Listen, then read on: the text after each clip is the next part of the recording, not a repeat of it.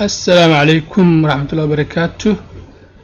أصحابتي كسو دوادا جنالكيغا waa engineer our GR mar kale iyo cashir aad u xiiso badan. maanta waxaan rabaa inaan idin tuso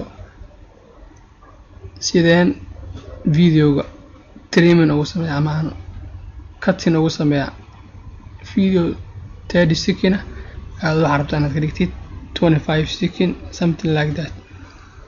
haddaba easy way haddii aad isticmaalayso window 10 stepka marayo bal ila soco. video halkan ayuu yaalaa, waa balay gareynaya.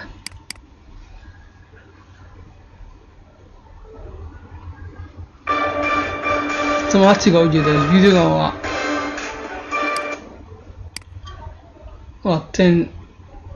14 second. marka waxaan rabaa inaan ka dhigo laba u qaybi 7 second ka dhigaya raba. okay, hadaba stepka marayo videoga. hadaba waa kana right click videoga dul dhimo, then open with, then waxaad ku furaysaa photos.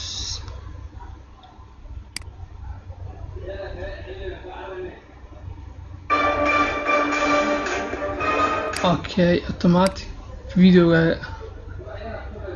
dhankaas sare waxaad ka aragtaa trim, video trim. halashan waa videoga in lagu sameeyo resizing. okay, adigoona software soo download gareysan ayaa window 10 haddii aad isticmaalaysa ka faa'iideysan kartaa. waxaan ka dhigayaa 7 second inuu video. here we go. okay, then save, then name 7 second, save. okay, check out on jagareena. okay, waa kana waxay noqdeen laba video 7 second iyo 10 second. waa ujeeda. thank you for watching. asxaabay, subscribe, like and share and comment. next time ayaa inoo balan.